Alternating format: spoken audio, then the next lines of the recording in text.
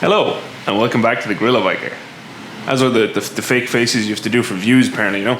Anyway, what we're doing today is replacing the chain and sprockets on the V-Strom. We're going to be going with a DJI 525 VX3 chain, rated up to 1000 cc. The V-Strom, of course, is slightly more than that, so we'll see how that holds up. And then we're also going with RK Superlight sprockets front and back. They are both steel. I don't want aluminium sprockets on my daily bike. They're good if you're like racing, whatever else, but for a daily V-twin like this, not needed.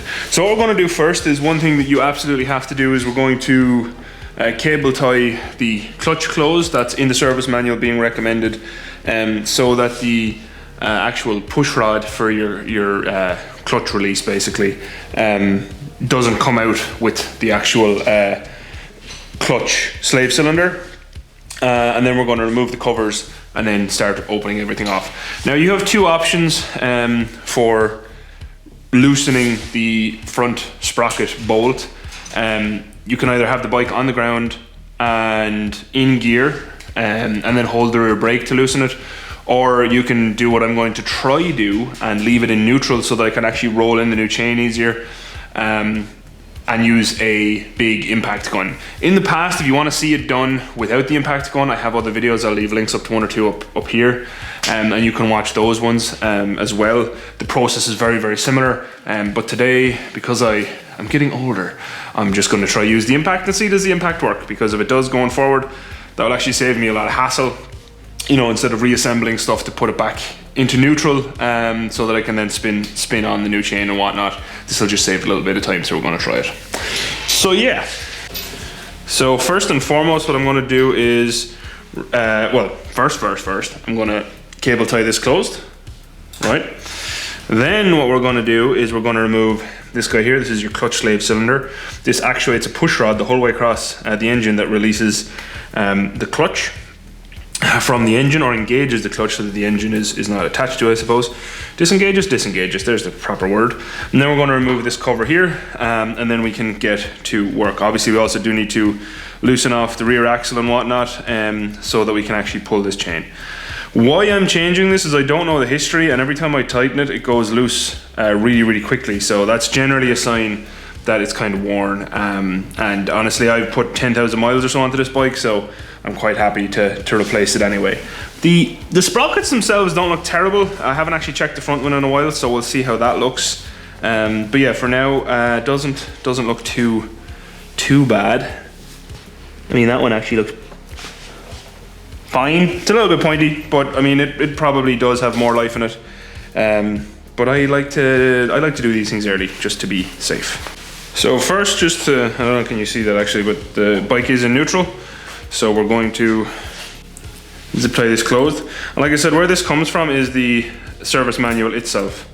And they don't actually say to keep the bike in gear, they just say to use the rear brake. So I generally, if I'm not using an impact, that has not worked for me. But like I said, we'll use the impact this time and see how it goes. All right, let's see what sizes we have down here. I'm gonna guess it's a 5. And it is a 5. Okay. I might need to get an actual tool. No, never mind. I got it. I'm going to grab a longer tool though. Make my life a bit easier.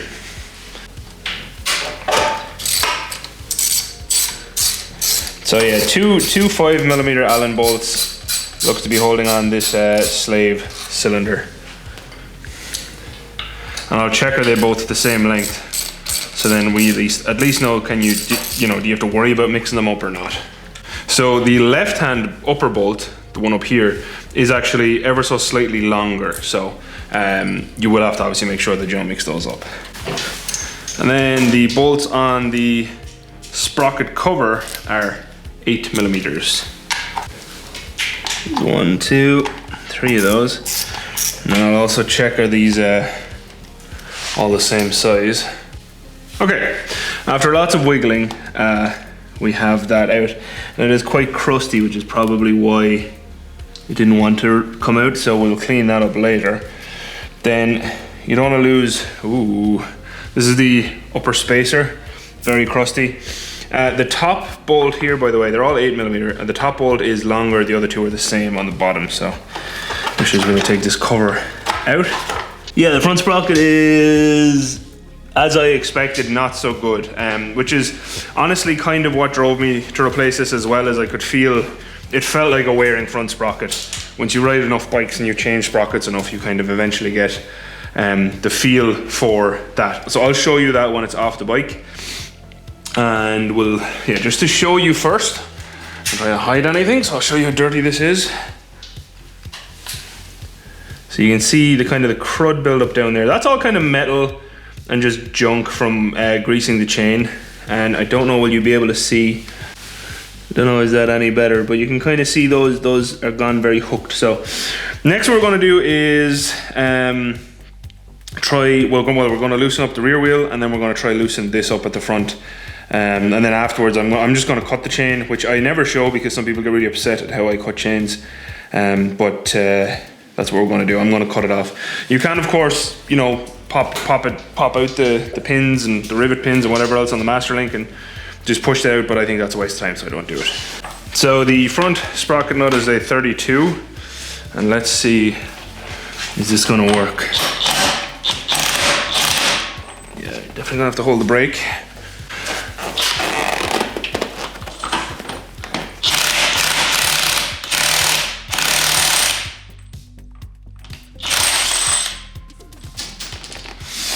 Yeah, I'm on board with the impact gun. That was way easier than it can otherwise be. So, pretty happy with that. That was extremely easy. It does have Loctite on it, so I will be putting back on Loctite. What we're going to do now is it is time for removing the rear wheel. So yeah, let's do that. So first we're going to loosen up this nut, which is a 36. And that's off. Well, you don't have to loosen it up, you can just take it straight off. Again, impacts make, wait, could you see that? Yes, you could. So that rear wheel nut was a 36 back here. Don't forget the washer. And then, yeah, we should just be able to push that axle through, so we're gonna do that. So technically speaking, we will have to loosen off the adjuster bolts back here as well. But what I actually do with these when I'm changing the chain and sprockets is I'm going to pull them the whole way out, and then I'll push them back in with anti-seize on them, just because it's not very often that you get to anti-seize this stuff. So there's the axle out. And now what you want to do is get that chain off. You can kind of roll like that. There we go. Did not need to.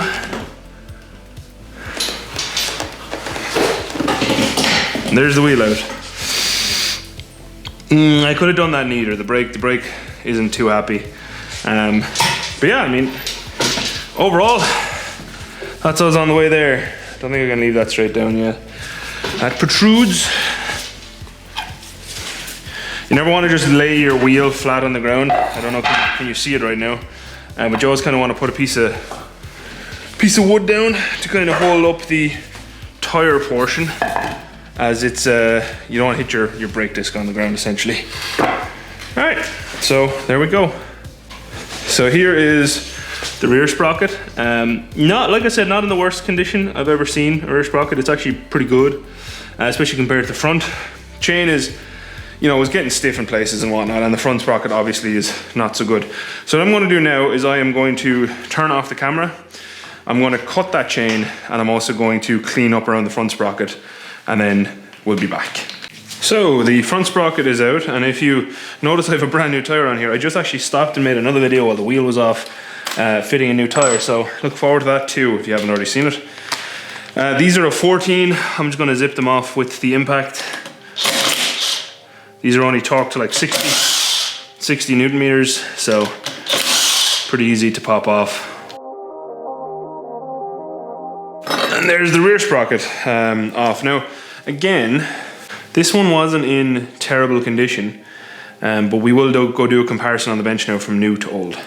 So here's the old sprocket. Hard to actually see on camera, but these are becoming like slightly hooked, which is never nice in comparison to the new one, which is nice, meaty, chunky boys. And then if you look here, this is the old sprocket. And honestly, the old rear sprocket, if I was short on cash, black on the black background is not good.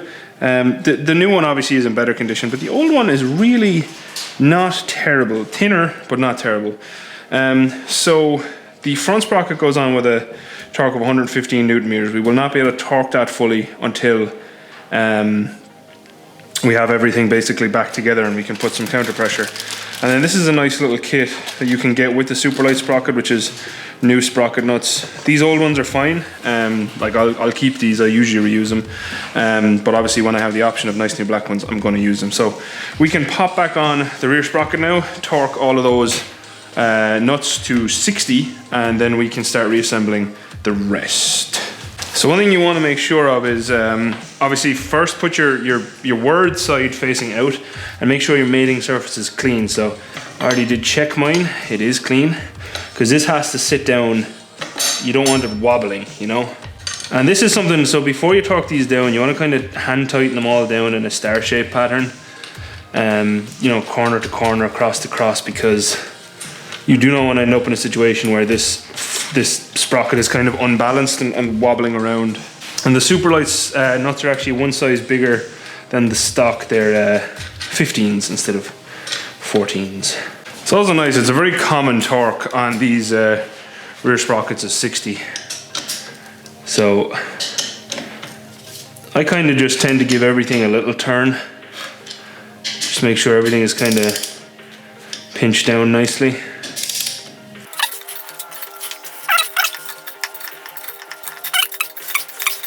And click, and then just go around one more time. Yep. Yep. Yep. Yep. And yes, so that is the rear sprocket done. So for the front sprocket, obviously we won't be able to torque this up, but I want to just go sprocket. And by the way, I cleaned all in here while we were off camera. You want to go sprocket, and you want to go washer, and then you want to put on your nut. However, we do need to put on some locking tight. I'm probably going to have to get the chain back through there to actually lock it in at all, which is a little bit frustrating. Usually you can do a little bit, but there's no good way to lock that up. So what we'll do is run the new chain through after I kind of loosen up stuff at the back. But essentially that's all you're going to do is words facing out, usually numbers facing out in the front sprocket. And this is the 17 tooth, 1741.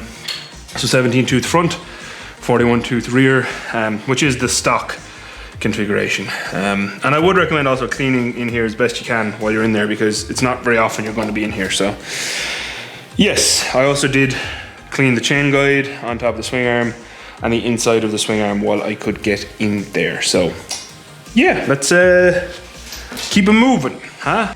So just to show you real quick before we remount the back wheel, I have loosened the adjuster off pretty much all the way so that we're almost at the inside of it. God damn it. Almost at the inside of the travel on both sides, just so that obviously we're not, you know, trying to put on a chain where it's already tightened. So what we're gonna do now is remount the rear wheel, which honestly is pretty straightforward. You just have to make sure you mount up through your rear brake and also grease your axle. Don't forget to grease your axle, it is important.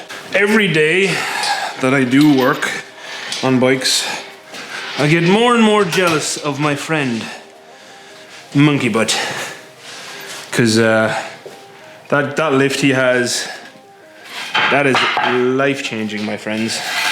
Before attempting to remount the rear wheel, I would suggest, I forgot to take it out on the way in, but I know some people really care about this stuff, the ABS sensor.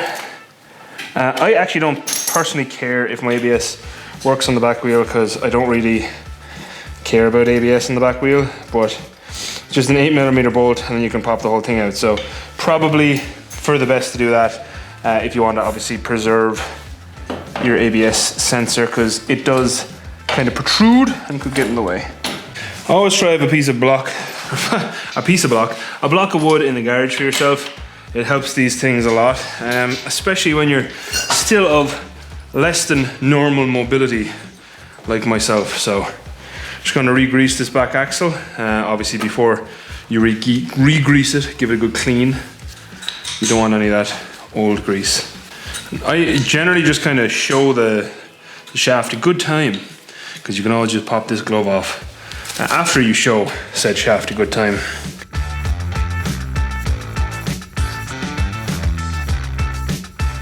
That's that home, and then all you want to do for now is just wind on the rear bolts. You don't need to pinch anything up yet. Literally hand tight, just so we can roll that chain back through there. For everyone who usually gets upset with me trying to wear, when I don't wear gloves, I tried this time. I really did try. So all you want to do now with the new chain is hook it onto the rear wheel and start rolling it through, like so. Just until you get a little bit of slack on there. And generally I just leave it down like that. You want to try stop your rear wheel from rolling on you. Hopefully I'm not blocking you too much. And then feed it up onto the chain guide. And then once you get this far, it becomes a lot easier once you hook it onto both sprockets, just because it tends to try not roll itself back as much anymore. And then just keep rolling that front sprocket until you get chain out down here, and just draw it back. And essentially what you want to do is get both of them one link apart onto the rear sprocket, which I'll show you in a sec, and then roll that up onto the back of the sprocket so it holds itself in place. So once you've rolled it all through, that's kind of where you want them to end up, like that, side by side, so that you can push through your new link. And obviously we are way too loose right now, but that will all be fixed as we do what we need to do. So first and foremost, I would not tighten that up yet. Still, first we're going to get in our new master link from here. So once you are this far, you're going to have a master link here like this, and you're going to put on those first two seals like that. Then what we're going to do is get grease, and we're going to grease up those seals. So when you're finished, you want it to end up kind of looking like this a little bit, just full of grease. Now what we're going to do is this master link needs to be pushed through from the rear side. That's why I usually go on the back of the chain here, because it tends to be a little bit easier to actually get them to meet up. Still never what I would call easy though. There we go. Then when you have that pushed through, you want to put on your two next seals like so. And then you're also going to want to put on your new backing, or your new plate, your new master link plate. However, before you push that on, you want to again apply grease. There's no such thing as too much here. Use up the full bag.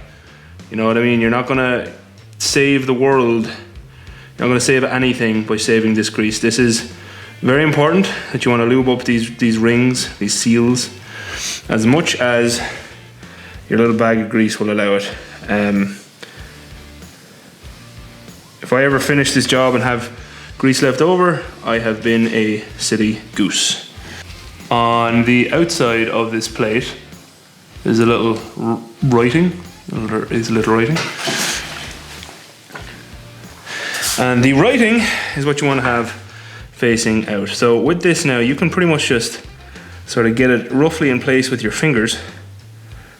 And then you're going to want to get your chain tool. So essentially, what you are looking to do here is measure your other plates, and they are at 20 mil, call it. So I'll lock that. And essentially you want to push your plate together, so you'll have something akin to this tool you can probably see here now.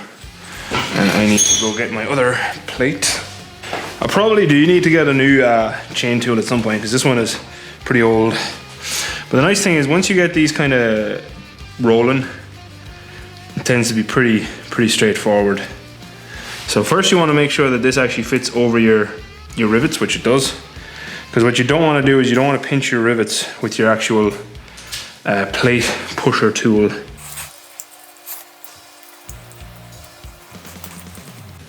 You want to just kind of face it up onto the plate as best you can. And then we can start to actually push it on there. The nice thing about it is when you're pushing this on, you can kind of actually see, if you look down alongside it, you can kind of see where you know, everything is. So that's, I don't think we're there yet. Probably pretty close now. And with the chain tool, you can also kind of, you know, wiggle it around and feel it. All right, we are now fitting over, just about fitting over that. So yeah, we're good. We are compressed enough. And one piece of advice I always give people with these is I would always recommend, you know, like leave it slightly too loose rather than slightly too tight. Slightly too loose, once we crush these rivets, isn't going to do anything, you know what I mean? Slightly too tight, however, will firmly ruin your day. So now what we want to do is go put the rivet crusher tool in place. This is the tool that you'll be using to squish these rivets. That side there is going to go into the rivet to be crushed, and then this one sits over the rear side that you do not want to crush. Essentially, again, we'll be focusing very much so on using a calipers here. What we're going to do is measure the current width of these. These are the Masterlink ones right here. You can actually see they have a little hole in the middle. So we're going to measure the width of them, and then we want to crush those, or spread them essentially with this tool until such time as it should stay kind of locked forevermore. That is the intent. We're going to measure the size. It's 5.24, 5.25. Now, again, what I do like to do is get this on there, because sometimes these calipers cannot be the most accurate. So I will lock that one. This is now locked. And essentially we want to spread that until that does not fit over there anymore. And then we can check it. So right now we're at 5.33 is the measurement. And essentially, you want to just get the tool on there until you can kind of sit. So the back should sit over the rear rivet, and the front then is directly in the center of that front rivet to be spread. And essentially all I ever do is give it 1, 2, 3, and then I will release it and check it. And we'll do that on both sides so that we can check both at the same time. That's 1, 2, 3. And you're gonna feel like a lot of resistance because you are, you know, kind of spreading metal around. I can already tell you visually those both look good. Let's do so the slip-on check, we can no longer go on there. And then we'll actually check our new measurement. We are at 5.3, hard to read from down here. 5.5 and 5.6. So one of them I spread a little bit more, but that's okay. And then you just want to make sure that the links are still movable, which they are. So that is the rear done. Now what we need to do, obviously, is hold the brake and tighten up this front section right here. That is that wound in a little bit. Now we're going to get the torque wrench. 115 set on the torque wrench.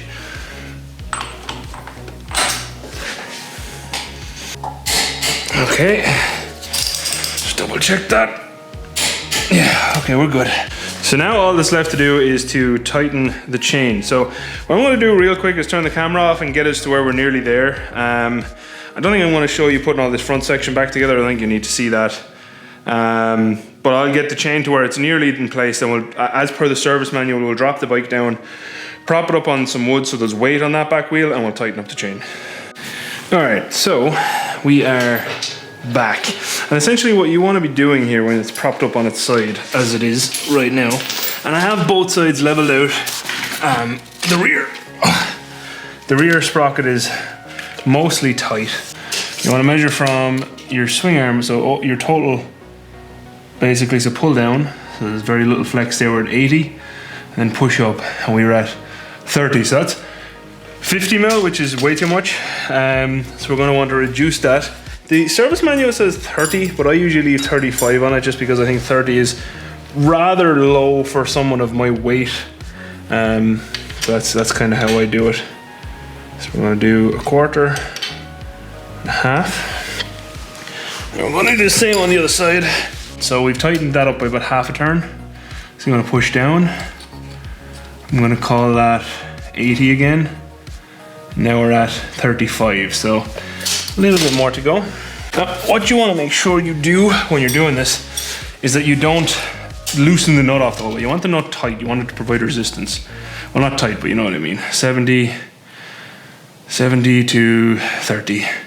So I am happy with right there. Then I'll check my gap back here. And if you want to see this more in depth, I did do a full video on tightening chains and whatnot. But I'm just going to check back here with my calipers. So that is 14.17. So that is the chain tightened. So now what we're going to do is torque this rear nut up to 100 Newton meters as per the service manual. Oh, getting up off the ground is still difficult right now. But we're getting there. We're getting healthier. Yeah. Just to remind you, front sprocket 115 Newton meters, rear sprocket nuts 60 Newton meters, and then this one here is going to be 100 Newton meters.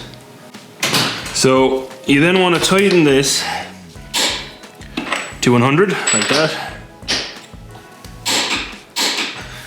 Bingo.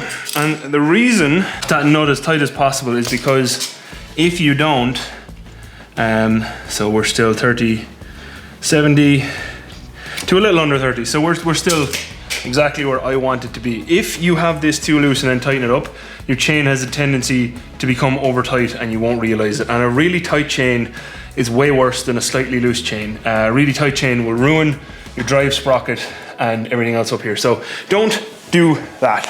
You don't want it. And that is it. That's we're done. Oh God. So that is it. We have changed the rear tire. We have changed the sprockets. We have changed the chain. All ready for this weekend's trip. So what I'm going to do now is open up this door, bring this for a quick test drive just down the street, make sure everything feels okay. And then I still do have to do my front brake pads. My rear is okay. But yeah, if you enjoyed this video, I hope you enjoyed this video. To rate the difficulty of this job in comparison to other chains and sprockets I've done, definitely more difficult than say a cable operated clutch jobs, because you take off that slave cylinder, which is always an ass.